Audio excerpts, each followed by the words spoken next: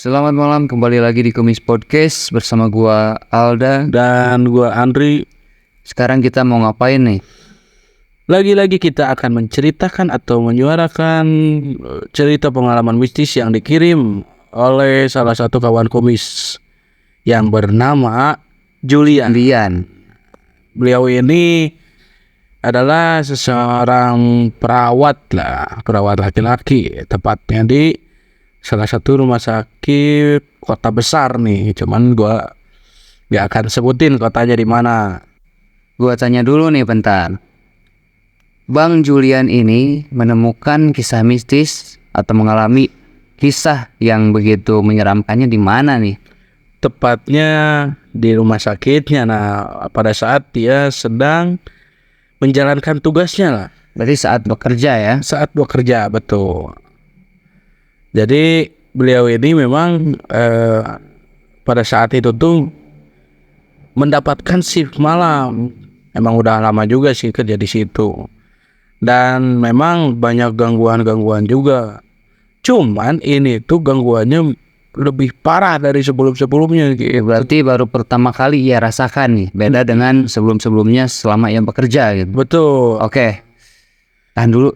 Oke. Mending kita lewati dulu yang satu ini ya. Oke. Cerita dari Kumis Podcast akan segera diputar.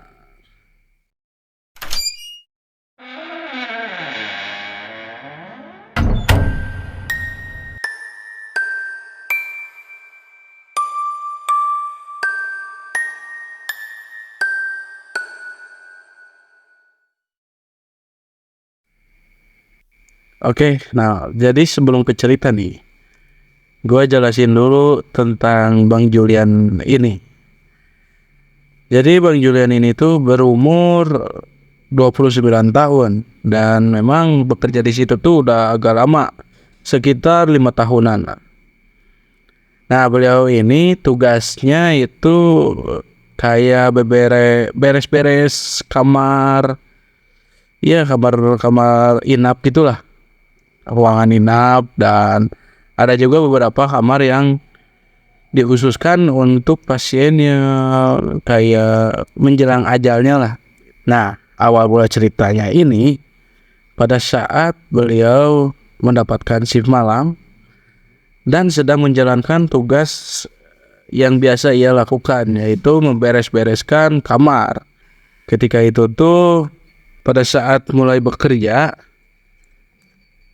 jadi dia ini disuruh untuk membereskan 2 kamar ruangan inap yang sebelumnya itu bekas orang yang sudah meninggal. Nah, ketika itu tuh sekitar pukul 9 malam, beliau ini datanglah ke ruangan itu. Ketika sampai di sini biasalah ya, dia membuka tirai-tirainya, terus membereskan tempat tidurnya gitu, dan membuang-buang ya sampah-sampahnya gitu lah. Nah, cuman ketika beliau ini sedang membersihkan atau membereskan kasurnya, di sini itu agak sedikit ada gangguan nih. Jadi salah satu bantal di situ tuh tiba-tiba kayak yang dilempar lah ke arah Bang Julian ini, dan lemparannya itu tuh kenceng yang bikin ya Bang Julian ini kaget lah. Ia lihat ke sekeliling dan memang hanya Bang Julian aja nih di ruangan itu tuh, Nggak ada siapa-siapa ya? nggak ada siapa-siapa. Di situ tuh ya udahlah, dihiraukan aja lah. Ya mulai lagi, ya mungkin karena dihiraukan lah ya, jadi si makhluk-makhluk ini tuh makin ingin Mengganggu ya? mengganggu Bang Julian. Mungkin lebih penasaran ini ya. Iya, betul. Kan di ruangan itu tuh memang ada salah satu satu kamar mandi lah. Pintunya tuh tiba-tiba ya kebuka sendiri, terus nutup sendiri, dan itu tuh berulang-ulang kali terus berulang. Nah, karena keganggu di sini tuh Mas Julian, ya udahlah ke arah kamar mandi itu untuk ya menguncikan pintunya lah. Berarti di sini bisa dibilang masih biasa-biasa saja ya.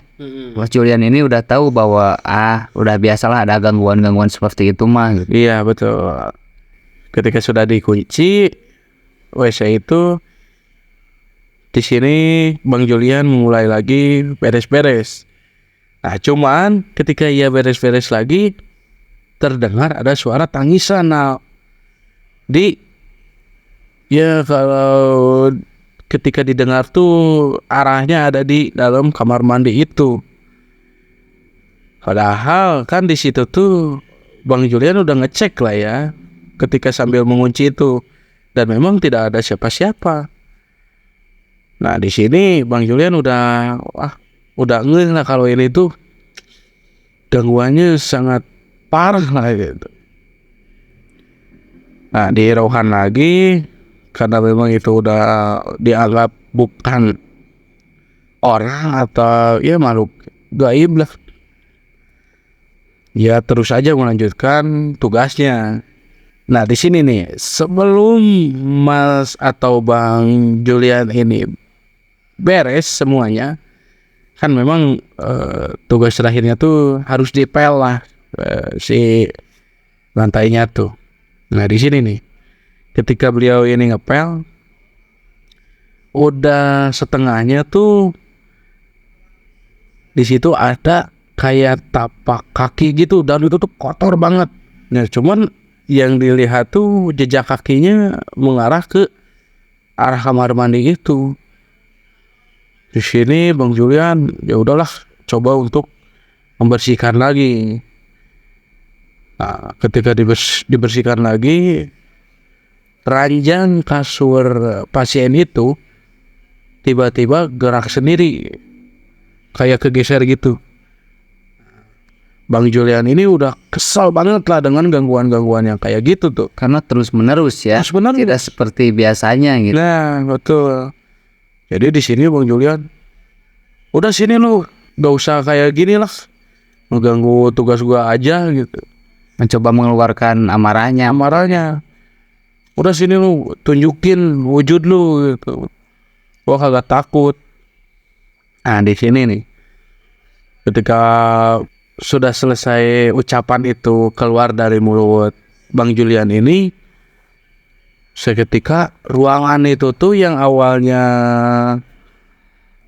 ya terang oleh lampu lah ya, di sini tuh sekejap mati lampunya tuh. Nah di sini Bang Julian, gangguan apa lagi nih gitu. Ya mempercepat lah tugasnya gitu. Sudah beres ngepelnya dan kelihatan udah agak bersih lah, nggak kayak sebelumnya. Di sini Bang Julian keluar dan hendak menutupkan pintu dari ruangan itu. Ketika ia tutup, tiba-tiba lampu yang di dalam ruangan itu tuh nyala lagi. Dan ketika nyala, di samping ranjang yang di ruangan itu tuh terdapat ada salah satu sosok yang ya bentuknya tuh atau wujudnya tuh kayak nenek-nenek lah. Itu posisinya duduk apa gimana? Itu berdiri nah. Oh berdiri. Di dekat ranjang. Ya betul. Cuman membelakangi dari Bang Julian ini. Nah di sini Bang Julian udah ketakutan nih. Anjir bener juga nih diwujudin gitu kan. Wah dia udah aja lah lari sambil membawa barang-barang atau perlengkapan alat beresnya. Iya betul. Nah di sini lari, ketika sampai di ruangan gitulah, ruangan itu tuh tempat kumpulnya para perawat lah, karyawan itu. Ya masuk, di sini ada beberapa teman-temannya nih. Teman-temannya tuh bilang, kenapa lu ngos-ngosan kayak yang dikejar-kejar setan aja. Nah di sini Bang Julian menceritakan apa yang ia alami pada saat beres-beres itu atau saat menjalankan tugas. Ketika sudah selesai menceritakan, di sini temannya tuh bilang, oh iya memang di situ tuh sebelumnya pasien nenek-nenek itu, cuman ia meninggalnya tuh di dalam WC itu dan keadaannya tuh nggak wajar menurut dari temannya ini. Nah di sini tuh Bang Julian nanya, emang nggak wajarnya tuh kayak gimana? Ya posisi ya pasiennya tuh banyak darah dan mukanya tuh kayak yang sembab gitu, kayak yang habis dipukulin kayak gitulah. Kenapa tuh, jatuh di kamar mandi apa gimana? Nah, menurut dari keterangan keluarga pasien sih katanya ya jatuh dari WC itu, jatuh ya lantainya licin karena memang sempat juga menyalahkan pihak rumah sakit karena ya licin lah gitu lantainya. Sampai mungkin terbentur ya dan meninggal dunia. Dan meninggal dunia. Cuman memang agak aneh tuh kok lebam-lebam mukanya. Kalau misalkan jatuh kan gak mungkin lebam-lebam juga. Iya juga sih. Di sini ya udahlah dirasakan aja gitu tentang cerita itu.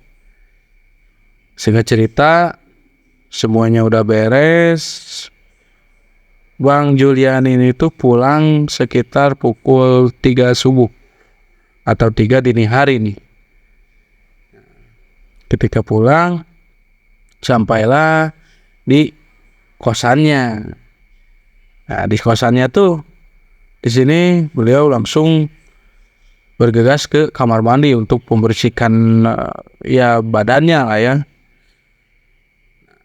Ketika ia mandi di sini tuh samar-samar dia mendengar kayak ada ketukan pintu lah. Dan itu ketukannya tuh kayak yang seseorang buru-buru gitulah. Duk duk duk duk duk gitu. Itu mengetuk-ketuknya ke kamar Mas Julian ini atau ke kamar mandinya nih? Ke kamar Bang Julian ini. Nah, Oh, cuman terdengar dari kamar mandi. betul. Nah, serta di sini dia matikan showernya nih untuk memastikan itu ada benar gak suaranya gitu. Setelah dipastikan di sini tuh benar nah ada ketukan pintu itu. Bergegaslah Bang Julian ini menyelesaikan mandinya gitu kan. Dia selesai mandi langsung ganti baju dan ketukan itu tuh masih ada, masih terus berlanjut. Sudah selesai dia ini menghampiri pintunya untuk berniat membuka pintunya tersebut gitu. Ketika ia buka di sini kok nggak ada siapa-siapa nah. Oh pokoknya sepi juga lah gitu. Dan posisi memang kamarnya itu berada di ujung koridor. Nah ia nengok ke kanan ke kiri, nggak ada siapa-siapa gitu kan. Oh ya udahlah dia tutup lagi. Mungkin ada yang jahil gitu ya mikirnya. Ya tutup, kunci lagi. Di sini dia berbaring lah di tempat tidurnya. Gitu. Ketika berbaring, ada lagi nih ketukan yang sama di pintu itu. Wah, ketukannya makin kencang nih. Karena memang Bang Julian ini tuh udah menghiraukan lah. Udahlah gitu kan. Ya diamin aja. Cuma makin keras. Nah, karena keganggu dengan suara ketukan pintu itu, Bang Julian ini tuh memutuskan untuk membuka lagi pintunya. Berarti itu tuh mengetuk-ngetuknya tuh masih terus-menerus ya. Terus-menerus. Sampai akhirnya dia kesal mungkin. Kesel karena terganggu banget. Nah, di sini dia membuka kunci sambil ngedumel nih. Orang mau istirahat masih aja ada yang ganggu nih gitu. Tiba ya buka, ternyata di sini nih terdapat wujud sosok nenek-nenek, dan itu tuh mukanya lebam-lebam, banyak darah, pokoknya ya serem banget lah. Berarti sosok ini tuh yang dilihat sebelumnya pada saat di rumah sakit nih. Betul sekali. Ya bisa dibilang mengikuti lah ya. Ya. Nah di sini ya Bang Julian ini tuh mungkin shock lah ya, jadi ngebeku banget, nggak bisa ngapa-ngapain, Panik pasti ya. panik. Nah seiring dengan kepanikan itu, sosok ini tuh bilang, tolong, tolong, tolong, atau bahasa Indonesianya tuh ya tolong, tolong, tolong, Berarti sosok itu bilang meminta tolong. meminta tolong. Nah di sini kan Bang Julian bingung nih, minta tolong apa gitu kan, dan memang posisinya juga udah nggak bisa ngapa-ngapain gitu karena takut juga.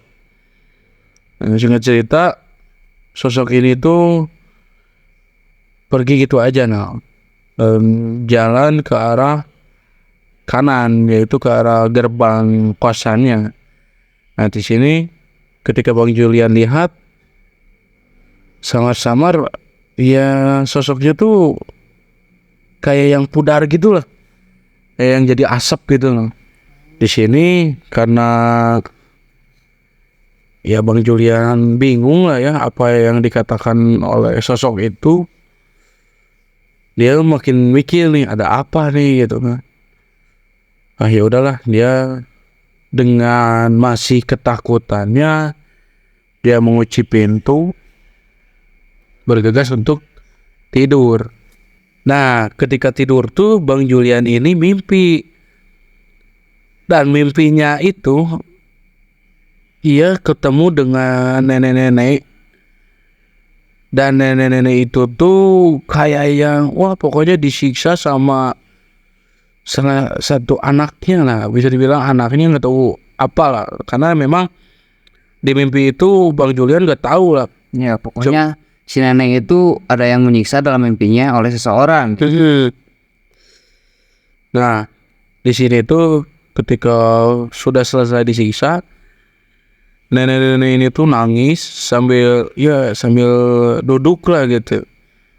Bang Julian ini tuh sempat berhadap-hadapan nih dengan nenek itu, dan ketika dilihat di sini tuh dia berhadap-hadapan dan mukanya tuh sama kayak sosok sebelumnya yang ketika ia ketemuin di depan kosannya. Nah di sini dia takut lah ya, dan ketika ia lihat lagi, di sini tuh nenek-neneknya tuh dibawa oleh beberapa warga ke salah satu rumah sakit, dan ketika ia lihat secara detail di sini tuh rumah sakitnya sama kayak tempat di mana Bang Julian ini bekerja. Nah Berarti si nenek itu dibawa ke rumah sakit di mana Bang Julian bekerja. betul. Ini bisa disebut mungkin yang tadi meminta tolong nih si nenek, ya mungkin itu tuh sebagai petunjuk. Iya, kayaknya iya sih. Nah di sini sudah selesai semuanya, Bang Julian ini tuh sadar. Nah cuman di sini nih yang anehnya tuh, Bang Julian ini tuh sadar posisinya dibangunkan oleh bapak kos, dan dia ini berada di luar kosannya, luar kamar kosannya nih. Nah jadi bukan di tempat tidur, Di mana tuh? Di depan pintu. di depan pintu kamar kosannya. Jadi Kenapa ternyata gini jadi ternyata Bang Julian ini itu yang ketika ia shock itu tuh bukan menutup pintu terus pergi ke tempat tidur ya. Itu tuh Bang Julian ketika ia shock, di kenyataannya tuh Bang Julian pingsan. Oh, berarti setelah itu Bang Julian udah masuk ke alam bawah sadar ya, udah kayak mimpi langsung dari situ ya. Betul. Sebenarnya bukan tidur, Bukan tidur, pingsan. pingsan. Wow. Nah, dia dibangunkan oleh ya bapak kos dan beberapa teman-teman kosannya. Ketika itu dia menceritakan apa yang ia alami lah ya. Bapak kos ini bilang, "Oh, itu kayaknya petunjuk deh mas. Soalnya ya agak aneh juga. Kok bisa sampai segitunya gitu." Sampai sama persis gitu ya. Apa yang dirasakan sebelumnya dan di mimpi itu persis sama ya. Sama. Ya mungkin menurut gua itu benar. Itu adalah sebagai petunjuk gitu atas kematian si nenek itu kenapa. Iya, betul. Nah, di sini nih ternyata usut punya usut, ketika ia kembali lagi bekerja, ia menceritakan semua yang ia alami pada saat di kosannya. Jadi ia ceritakan sebenarnya gini, dan ternyata benar. Nah, sebenarnya nenek-nenek itu tuh ya bisa dibilang disiksa oleh salah satu keluarganya lah. Ya memang agak miris juga lah. Tragis ya. Tragis banget. Yang sebenarnya itu disiksa, tapi kok menuduh ya nenek itu jatuh di WC Rumah sakit. sakit. Di sini ya udahlah, pokoknya di situ tuh semua keluarganya mengklarifikasi apa yang terjadi pada saat peristiwa itu gitu. Ya, dan meminta maaf juga kepada pihak rumah sakit, karena memang yang menuduh pihak rumah sakit itu sebenarnya tidak tahu apa-apa tentang peristiwa apa yang terjadi dengan nenek ini. Bisa dibilang miskomunikasi ya. Ya, betul. Menurut gua sih apapun kejadiannya ya itu sudah terjadi, udah takdirnya juga. Dan ini sudah meninggal, kita doakan saja Ya, ya semoga nenek ini ditempatkan di sisinya ya dengan tenang gitu. ya, dan memang peristiwa atau kejadian ini tuh satu-satunya yang berkesan menurut Bang Julian ini, karena sebelumnya tuh cuma gangguan ya biasa aja, kayak ada yang menelpon dari ruangan itu ke resepsionis ke Ya, tidak sedramatis itu ya. iya, betul. Sampai diikutin lah ya ke kosannya. Ya pokoknya apapun yang dialami oleh Bang Julian ini, Ambil hikmahnya, hikmahnya aja. jadikan pelajaran saja. Betul. Maaf kalau misalkan dalam menceritakannya ada kesalahan. Atau kekurangan. Betul sekali. Mungkin hanya itulah ya yang bisa kami ceritakan. Iya. Kita tutup aja. Oke, mungkin segitu aja. Kami Kumis Podcast undur diri. Saya Andri. Gua Alda. Tunggu kami di episode Berikutnya.